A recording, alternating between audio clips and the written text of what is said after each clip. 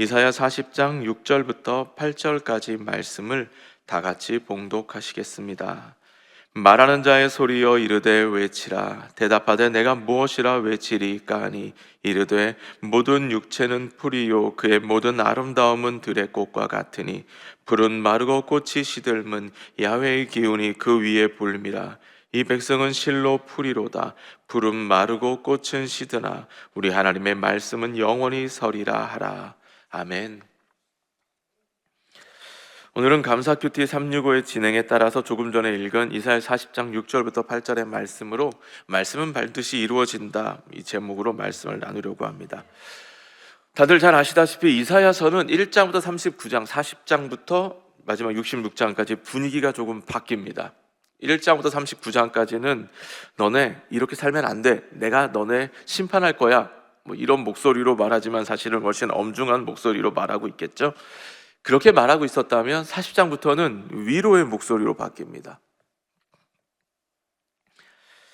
그러니까 앞부분 1장부터 39장까지 쭉 지어진 내용이 앞으로 일어날 심판에 대해서 너네 이런 일이 닥칠 거야 라고 말했다면 40장부터는 그 일이 이미 이루어진 걸 전제로 합니다. 이미 심판이 이루어졌고 그런 너희를 내가 위로할 거야, 회복시킬 거야, 이걸 말씀하고 있습니다. 자, 목소리가 조금 달라지는데요. 1장부터 39장의 내용에서 선지자들을 보내서 이사야 선지자가 심판을 선언할 때든 혹은 다른 선지자들이 심판을 선언할 때든 심판을 선언할 때 유다 사람들은 회개하지 않았습니다. 조금도 회개하지 않았습니다. 귀 기울여 듣지도 않았습니다. 그래서 망했습니다. 북이스라엘이 아수르에 망하는 걸 보았습니다. 그러니까 선지자를 보내서 남유다에게도 북이스라엘에게도 심판을 선언하셨는데 그런 심판을 선언한 가운데 이스라엘 북쪽이 망했습니다. 그러면 당연히 북이 망했는데 우리도 하나님이 예언하신 대로 망하지 않을까? 우리도 회개해야 되지 않을까? 이렇게 생각하면 얼마나 좋겠습니까? 그런데 회개하지 않습니다. 돌이키지도 않고 뭘 잘못했는지도 모릅니다. 그래서 똑같이 망했습니다. 그리고 바벨론의 포로로 끌려갔습니다. 자, 아직 심판이 오지 않았는데 선지자를 통해서 예언했고요. 그 말씀대로 심판이 이루어졌습니다. 그러면 아직 구원이 이루어지지 않았는데 그 구원을 예언하셨다면 그 구원은 이루어질까요? 안 이루어질까요? 당연히 이루어지겠죠. 심판이 예언대로 이루어진 것처럼 구원도 예언대로 이루어질 겁니다. 본문의 제목처럼 말씀은 반드시 이루어진다라고 하는 겁니다. 우리가 가지고 있는 이 하나님의 말씀, 성경 말씀, 이 성경을 통해 하나님이 말씀하시는 것 반드시 이루어진다는 겁니다. 그러면 이 말씀이 반드시 이루어진다는 걸 생각하면서 우리는 어떻게 살아야 할까요? 첫 번째로는요, 인간의 삶이 한때라는 걸 기억하면서 살아야만 합니다. 6절 말씀 같이 함께 볼까요? 성경 덮지 않으셨다면 6절을 보면요, 이렇게 말씀합니다. 말하는 자의 소리여 이르되 외치라. 대답하되 내가 무엇이라 외치리까 하니 이르되 모든 육체는 풀이요 그의 모든 아름다움은 들의 꽃과 같으니 라고 말씀합니다. 뭐라고 말하죠? 모든 육체는 풀이요 그의 모든 아름다움은 들의 꽃과 같다라고 말씀합니다. 풀이요? 영원하지 않습니다. 한 해살이 풀, 봄에 자라다가 가을 되면 시듭니다. 여러 해살이 풀도 비슷합니다. 풀보다 조금 낫다고 자랑할 만한 나무도 영원하진 않습니다. 하나님의 세우신 영원한 시간에 비하면 1000년도 정말 짧거든요. 영원하지 않습니다. 들의 꽃이요? 정말 더 짧습니다. 들의 꽃의 아름다움은 잠깐 있다 사라져 버린다는 겁니다. 그러니까요, 여러분, 이 말씀이 말하는 건 인간의 생명이 이러하다는 거죠. 인간의 삶이 이렇다는 거겠죠. 우리의 생명이 아무리 길고 찬란하다 할지라도 아주 짧다라고 하는 겁니다. 그러니까 여러분, 그 짧은 생 자랑하며 살 것 없습니다. 그 짧은 생에 만나는 것들이요, 별로 사랑할 것도 없습니다. 남보다 그래서 더 가졌다고요 의시될 것도 없고 못 가졌다고 부러워할 것도 없습니다. 그리고요, 실패했다고 별로 실망할 것도 없습니다. 내 처지 보면서 나는 왜 이럴까? 별로 그럴 것도 없다라고 하는 겁니다. 시편 90편 1절 10절부터 12절의 말씀을 보면 이렇게 말씀합니다. 뒤에 자막은 나오지 않으니까요. 귀 기울여 들으시면 되시겠습니다. 우리의 연수가 70이요 강건하면 80이라도 그 연수의 자랑은 수고와 슬픔뿐이요 신속히 가니 우리가 날아가니이다. 누가 주의 노여움의 능력을 알며 누가 주의 진노의 두려움을 알리이까. 우리에게 우리 날 계수함을 가르치사 지혜로운 마음을 얻게 하소서. 아멘. 지혜로운 사람은 미래를 미리 준비하는 사람이라고 합니다. 그러면 진짜 가장 지혜로운 사람은 마지막 날을 준비하는 거 아닐까요? 그런 사람이요. 마지막 날, 내 삶이 끝나는 날, 혹은 예수님이 다시 오시는 날, 예수님을 다시 만나게 될 날. 그 날을 준비하는 사람이 가장 지혜로운 사람 아닐까요? 많은 선지자가 하나님의 심판에 대해서 예언했습니다. 그 날이 온답니다. 그러면 지혜로운 사람은 그 날을 준비해야 되지 않을까요? 그런데 내 삶이 너무 좋습니다. 그 삶이 비록 죄악 가운데 있을지라도요, 그 삶이 좋으니까 죄에서 벗어날 생각을 하지 않습니다. 자, 그럼 본문은 모든 육체에 대해서 말하지만, 그러니까 인간의 삶에 대해서 말하지만, 그 인간 한 사람 한 사람이 모인 유다 나라도 비슷하지 않을까요? 사람의 생명도 풀과 같고 그 나라도 풀과 같습니다. 나라의 아름다움도 들의 꽃과 같습니다. 그래서 본문 7절을 보면요, 이 백성은 실로 풀이로다라고 말씀하고 있습니다. 유다 사람들 자신들이 어떤 존재인지를 알아야 하지 않을까요? 자신들이 무언가 대단한 사람들이어서가 아니라, 무언가 능력이 있는 사람들이어서가 아니라 정말로 풀과 같이, 들의 꽃과 같이 그렇게 순간뿐임을 알아야 하지 않을까요? 신명기 7장 7절에서 8절을 보면 이렇게 말씀합니다. 야훼께서 너희를 기뻐하시고 너희를 택하시면 너희가 다른 민족보다 수요가 많기 때문이 아니니라. 너희는 오히려 모든 민족 중에 가장 적으니라. 야훼께서 다만 너희를 사랑하심으로 말미암아 또는 너희의 조상들에게 하신 맹세를 지키려 하심으로 말미암아 자기의 권능의 손으로 너희를 인도하여 내시되 너희를 그 종 되었던 집에서 애굽 왕 바로의 손에서 속량하셨나니. 아멘. 하나님이 이스라엘 백성들한테 무언가 잘 보이려고 그들에게 복을 주시고 형통하게 하시고 가나안 땅을 주신 게 아니라는 겁니다. 이 사람들에게 뭔가 대단한 게 있기 때문에 야, 너네 나랑 계약 맺자, 이런 게 아니라는 겁니다. 아브라함에게 약속을 주신 것도, 다윗을 통해 약속을 이루어 가시는 이유도 그들에게 무언가 놀라운 점이 있어서가 아니라는 겁니다. 그냥 하나님이 그들을 사랑하셨고 선택하셨고 약속하신 것을 지키셨기 때문에 이 모든 것들이 이루어졌다라고 하는 겁니다. 들의 풀과 같습니다. 들의 꽃이 아름다움과 같습니다. 그냥 짧습니다. 자랑할 것도 없고 내세울 것도 없고 의지할 것도 없습니다. 그들이 자랑해야 될 건 하나님입니다. 그들이 의지해야 될 거요, 하나님입니다. 가나안 땅, 그 땅에 살던 사람들을 심판하신 하나님이 이스라엘 백성이라고 심판하지 않으실까요? 이스라엘 백성들은 소돔과 고모라 이야기를 하면서 비웃었을지도 모릅니다. 하나님이 경고하실 때 그 경고를 듣지 않았던 사람들. 그런데 자신들이 하나님 앞에서 그렇게 살고 있다라고 하는 건 못 받겠죠. 그때에도 못 받고 예수님 때에도 못 받고 어쩌면 오늘도 못 보고 있을지도 모릅니다. 그래서 예언하신 대로 이루어졌습니다. 예언하신 대로 망했습니다. 또한 이 말씀은 바벨론에 대해서도 적용해 볼 수 있습니다. 앞에서 말씀드렸듯이 이사야 40장이 회복에 대한 거잖아요.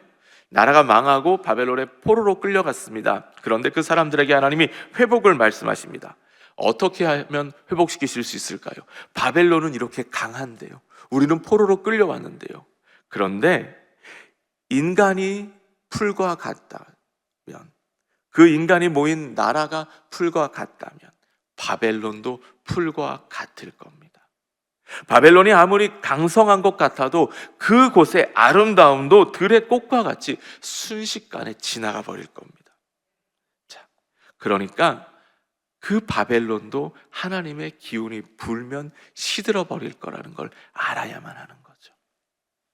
자, 그러니까 바벨론 의지할 것 없고 바벨론 무서워할 것 없고 바벨론 땅을 영원한 처소로 생각할 것도 없다라고 하는 겁니다. 여러분에게는 어떨까요? 여러분의 삶은 어떨까요?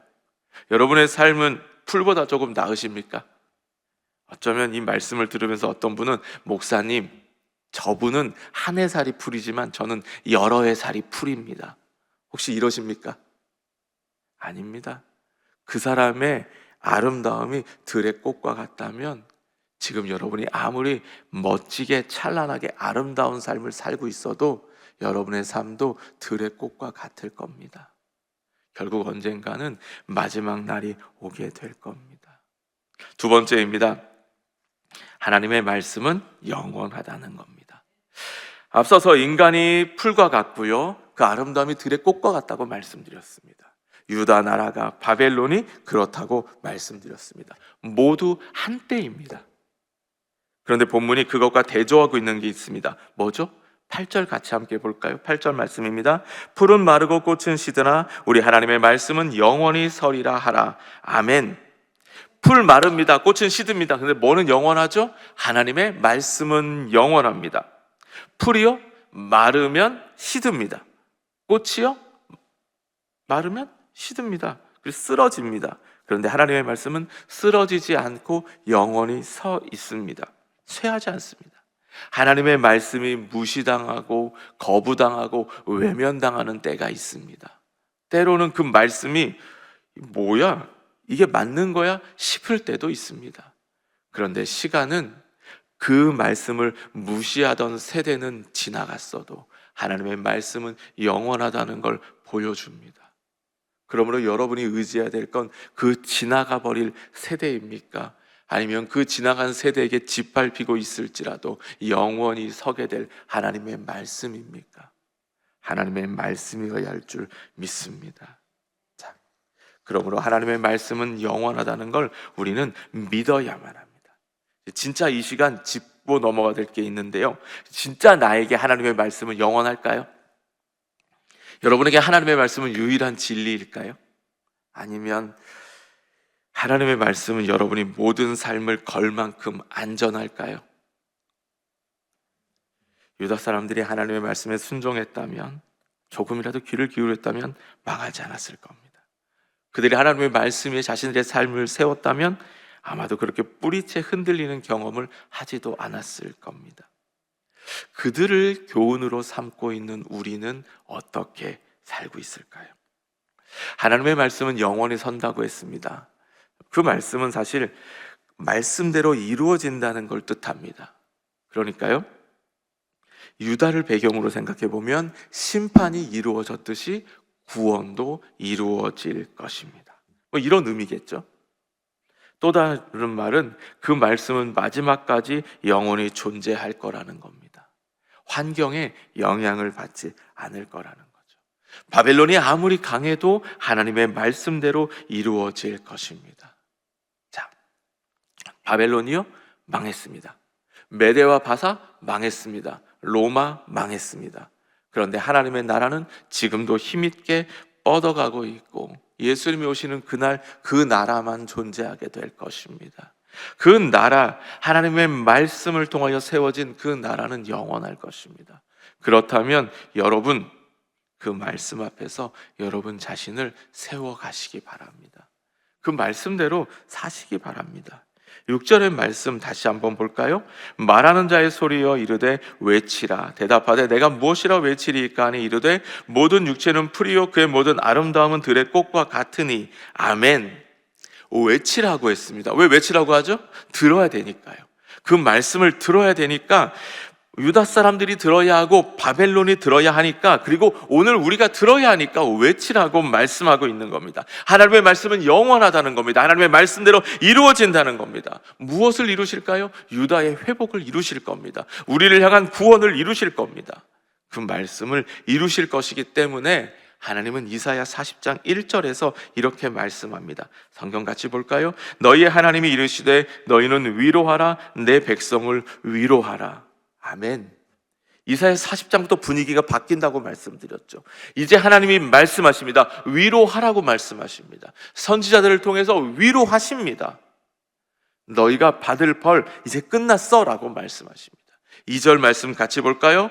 너희는 예루살렘의 마음에 닿도록 말하며 그것에게 외치라. 그 노역의 때가 끝났고 그 죄악이 사함을 받았느니라. 그의 모든 죄로 말미암아 야훼의 손에서 벌을 배나 받았느니라 할지니라 하시니라. 아멘. 위로하되 마음에 닿도록 말하라고 말씀하십니다. 이제는 선지자를 보내서 너희가 받아야 될 벌은 다 받았고 하나님이 너희를 회복시키실 것이다. 그 말로 위로하라고. 그냥 뭐 가서 외치라는 게 아니라요, 마음에 닿도록 말하라고, 마음에 느껴지도록 말하라고 말씀하십니다. 질문입니다. 여러분은 하나님의 말씀을 그렇게 지금 닿도록 느끼고 계십니까? 자, 하나님이 여러분의 마음에 자꾸 찔림을 주신다면 그건 무슨 뜻일까요? 환경, 감정, 여러분의 판단, 주위 사람들의 이야기가 아니라 하나님의 말씀을 듣고 회개하고 돌이키라는 뜻이겠지요. 또한 하나님이 여러분의 마음에 위로하신다면 그건 또 무슨 뜻일까요? 이제 그만 실패의 자리를 털고 일어나라고, 하나님의 구원을 바라보라고, 하나님이 행하실 새 일을 보라고 여러분의 마음에 말씀하는 거 아닐까요? 그래서 여러분의 마음에 닿도록 하나님이 지금 노크하고 계시는 거 아닐까요? 오늘 여러분의 삶에 누가 일하시지요? 하나님이 일하십니다. 실수가 없으신 분, 완벽하신 분, 그분이 합력하여 선을 이루어 가십니다. 여러분이요, 잘못된 길로 가고 있다면 하나님은 그 길에서 돌이키도록 최선을 다하실 겁니다. 여러분이 바른 길을 가고 있다면 그 길을 잘 걸어가도록 최선을 다하실 겁니다. 하나님의 말씀이 영원하다고 말씀드렸습니다. 하나님의 말씀이 영원히 선다고 말씀을 드렸습니다. 왜 그럴까요? 그 말씀을 글로 적어놨으니까 이 모든 책을 다 없애버리지 않는 이상은 존재하기 때문에 그런 걸까요? 아니면 이 말씀이 굉장히 훌륭한 교훈을 담고 있으니까 시대가 지나도 그 교훈이 변하지 않으니까 그런 걸까요?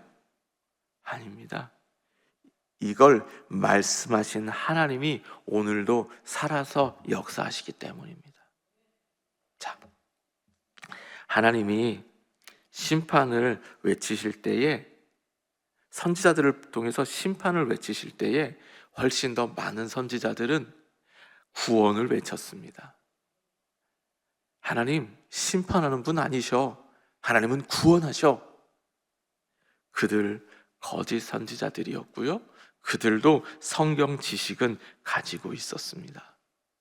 그러나 살아서 역사하시는 하나님은 만나지 못했고 그 음성도 듣지 못했습니다. 그러니 그걸 말씀하시는 하나님, 그 앞에서 자신을 세운 게 아니라 자신이 가지고 있는 성경 지식 그 몇 가지를 가지고 함께 망했습니다. 하나님이 구원을 선포하실 때 훨씬 더 많은 사람들은 바벨론의 문화, 바벨론의 지식, 세상을 사는 지혜 너무나 가득했습니다. 그래서 그게 안 돼 라고 말했습니다. 그래서 하나님이 구원을 말씀하실 때 고국으로 돌아가는 게 아니라 바벨론 땅에 여전히 머물고 남았습니다. 그 땅이 영원하니까 이 영원한 땅에서 영원히 살아야지, 영화를 누려야지 이러면서 머물렀습니다. 그래서 그들은 하나님의 회복을 맛보지 못했습니다. 여러분이 알고 있는 그 어설픈 성경 지식 몇 가지, 그것만 가지고 세상 살지 마시기 바랍니다. 그리고 여러분이 훨씬 더 많이 알고 있는 세상 지식, 그것만 의지해서도 세상을 살지 마시기 바랍니다. 오늘 살아서 말씀하시는 그 하나님께 여러분의 귀를 기울이시기 바랍니다.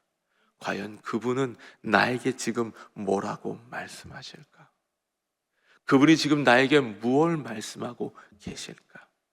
그분이 지금 내 마음에 말씀하고 계시는 건 회개하고 뉘우치는 것인데, 내가 알고 있는 성경 지식 몇 가지만 가지고 나는 잘 되고 있어, 나는 잘 되고 있어, 나는 잘 되고 있어만 외치고 있다면 아마 망할 겁니다. 죄송하지만 실패할 겁니다.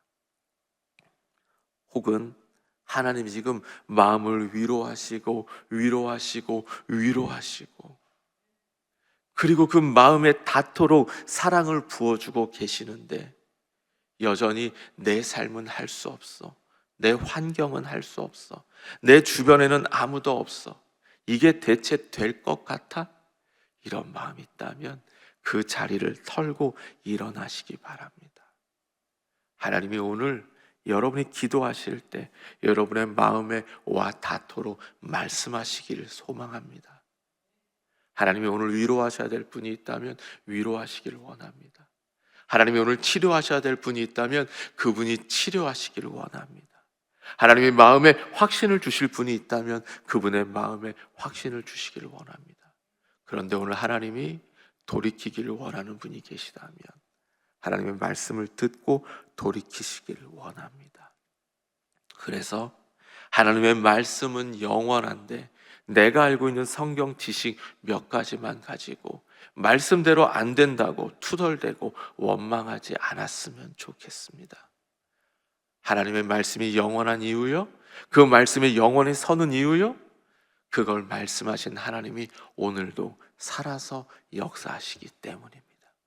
그 하나님이 오늘 우리에게 말씀하실 겁니다. 같이 기도하겠습니다. 하나님 아버지, 오늘도 살아서 역사하시며 우리에게 말씀하시는 그 하나님을 기대합니다. 오늘도 하나님의 말씀 붙들고 살아가는 자녀들에게 하나님께서 행하실 일들을 기대합니다. 눈에 보이는 것이 없고 손에 잡히는 것이 없고 주변 사람들이 뭐라고 얘기를 해도 하나님의 그 음성만 듣고 믿음으로 걸어가는 자녀들에게 하나님 위로하여 주시고 격려하여 주시고 응원하여 주시고 더 굳센 믿음을 허락하여 주시옵소서. 혹시라도 하나님이 계속해서 마음의 문을 두드리시며 그 마음의 문을 열고 회개하고 돌아오라고 말씀하고 계시다면 하나님 아버지, 그 말씀을 듣고 이제 돌아오기 원합니다. 더 이상 고집 부리지 않고 내 생각 붙들지 않고 주변의 환경 바라보지 않고 돌아오기를 원합니다.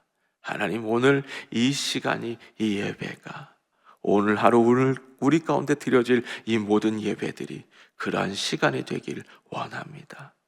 죽어있는 지식이 아니라 살아서 역사하신 하나님의 말씀이 오늘도 우리 가운데 선포되고 우리 귀에 들려지고 우리의 마음에 와 닿기를 원합니다. 주여, 오늘도 살아서 역사하여 주시옵소서. 오늘 하나님께 드려진 예물들이 있습니다. 하나님, 그 예물 받으시고 정말 기쁘게 받아주시고 하나님 기뻐하시는 일에 온전히 사용하여 주시옵소서. 이 예물에 담겨져 있는 마음의 소원들이 있습니다. 들으시고 기도에 응답하여 주시고 이 물질 드리기까지 땀 흘리고 수고하고 애쓴 모든 것 하나님이 더 잘하시니 주여, 흐르는 땀 닦아주시고 흐르는 눈물 닦아주시고 지친 어깨 새 힘 부어주셔서 믿음의 길 온전히 걸어갈 수 있도록 도와주시옵소서. 오늘 하나님께서 우리 기도를 통하여서 역사하실 줄 믿고 감사드리며 예수님의 이름으로 축복하며 기도하였습니다. 아멘.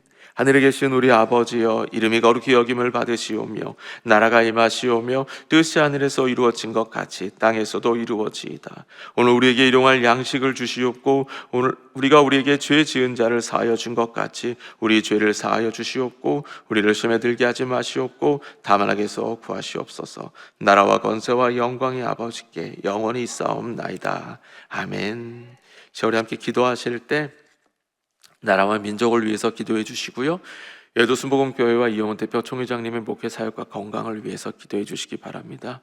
우리 여의도 순복음 분당교회와 황성우 담임 목사님의 목회 사역과 건강을 위해서 기도해 주시고 교회 재직과 주의 종들, 파송된 선교사님들을 위해서 기도해 주시기 바랍니다.